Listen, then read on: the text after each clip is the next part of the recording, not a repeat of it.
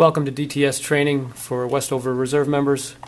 This video will show the individual traveler how to complete their initial authorization in DTS. Please ensure you're viewing the site in compatibility view by selecting the Tools icon. Select Compatibility View Settings. Make sure osd.mil is listed in the window here. If it's not, you can add it. Click the Add button. We're all set here, so we'll hit Close and log in. The login process can sometimes be a little time consuming.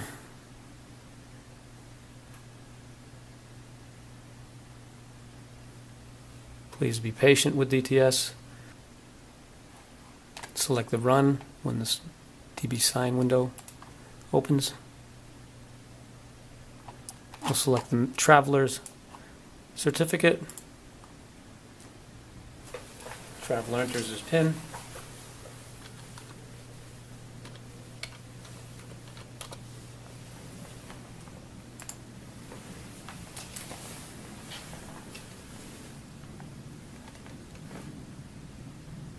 And we are now in the member's DTS account.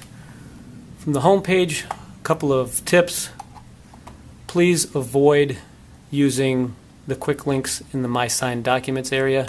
These will open versions of your authorizations that are read-only. You will not be able to edit or work in the document. So travelers should always work from the Official Travel tab.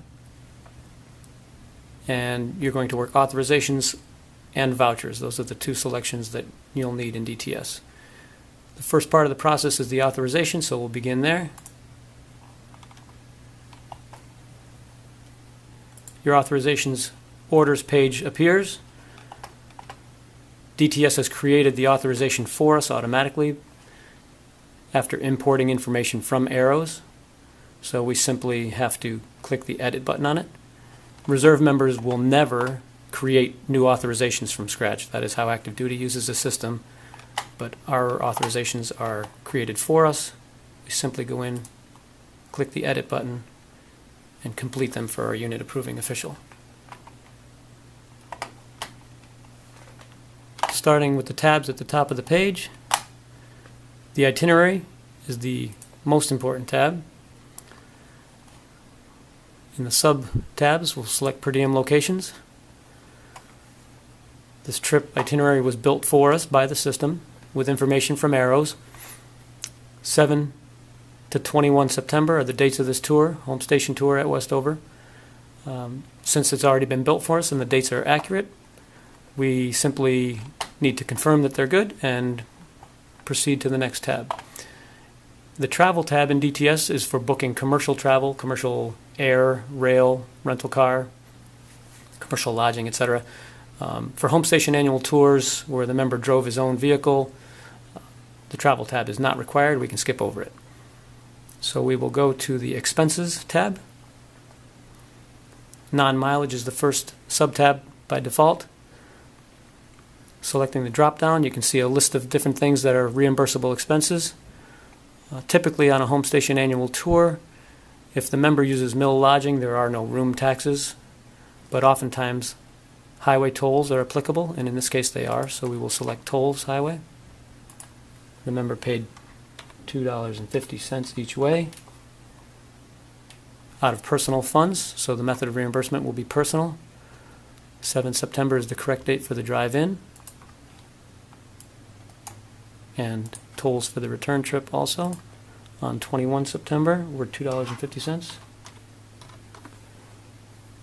So we'll change the date to the travel day home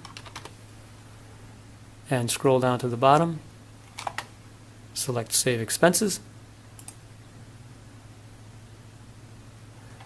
And once saved correctly, a summary is built for you on the right-hand side of the screen here, showing your work. Since those are our only non-mileage expenses, we'll move on to the Mileage tab. The member is entitled to 1 round-trip mileage. Drove a private auto to the TDY location, so we'll select private auto to TDY/TAD. The first day of travel was the 7th, so we'll change the default date here. Method of reimbursement for mileage is always personal. We'll select the DoD table of distances. A nice little shortcut here is to search by zip codes. The member traveled from home of record.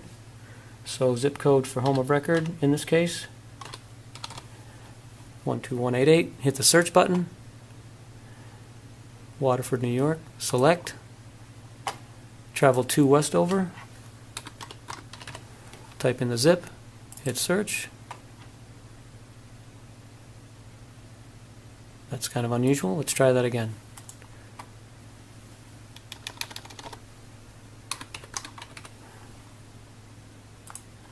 There it is. Westover comes up. Select that. And hit the calculate mileage button. The system calculates 94 miles for us. We'll save total and continue. And a final shortcut is to create the separate mileage expense for the return trip. Simply check this box here and save expenses. Acknowledge the pop-up with the OK button. Constructed travel cost comparisons are typically not required for home station tours. It's usually cheaper to drive than it is to fly. So our summary appears. We are all set with one round-trip mileage to and from. The next tab we'll come to is the per diem entitlement subtab. We can acknowledge the pop-up with the OK button here. Arrows typically uses $55 as a default value when it feeds information into DTS. And since we don't have a lodging receipt yet, we can still assume the member is paying a different amount than that, because at Westover there are no $55 per night rooms. So I'm going to show you how to edit this.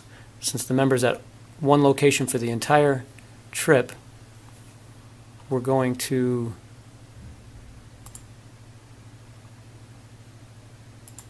edit this through his final night in lodging, which was the 20th. And we'll assume the member's in a room that cost him $60 per night.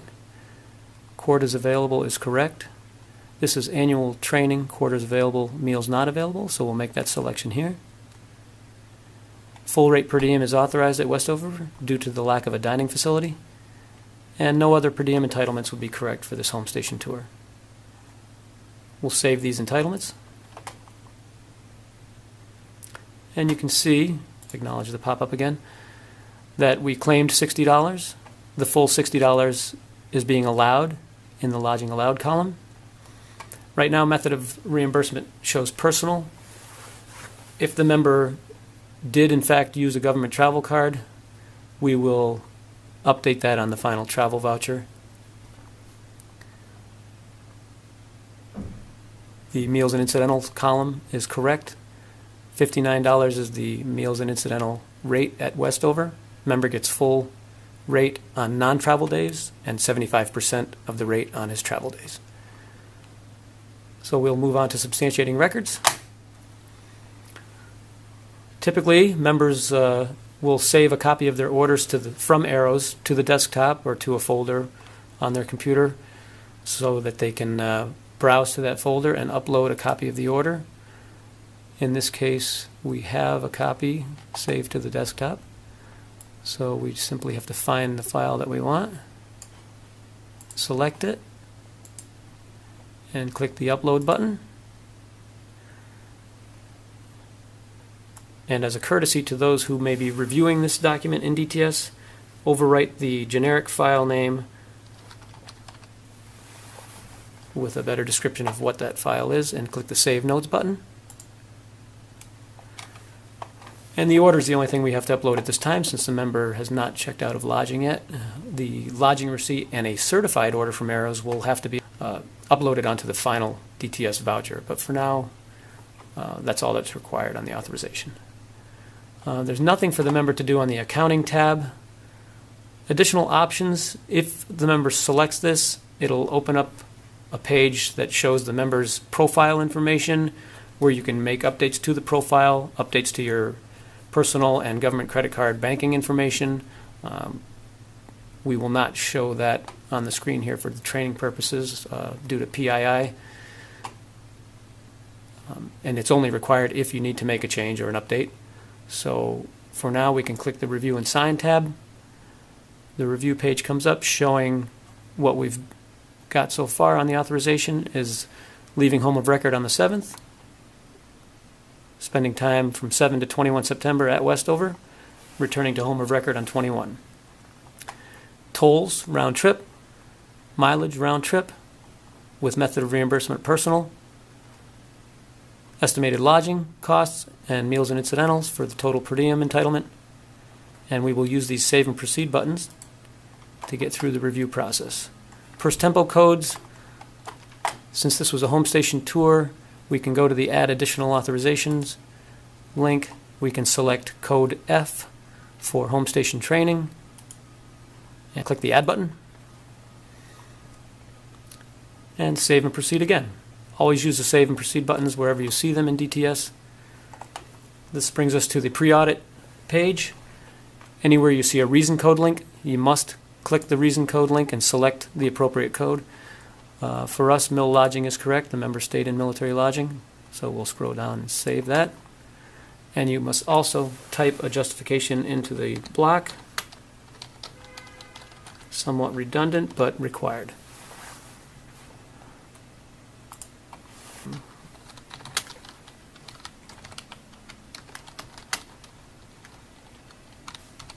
All right. Final reason code for this final flag, no lodging reservation exists from these dates. That's flagged because we did not book the reservation through DTS for military lodging at Westover.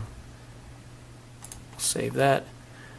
We book our reservations through the automated lodging reservation system, so we can simply say that we use the ALRS. We must save and proceed again here. And we're going to submit this document as signed by submitting using the Submit Completed Document button.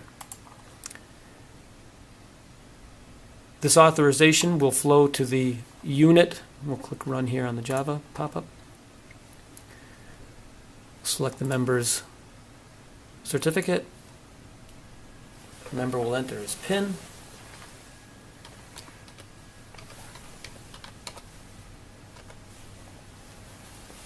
And the document should flow. And our proof that we've successfully signed the document is that the status column now indicates signed. So the member is complete with his authorization at this point.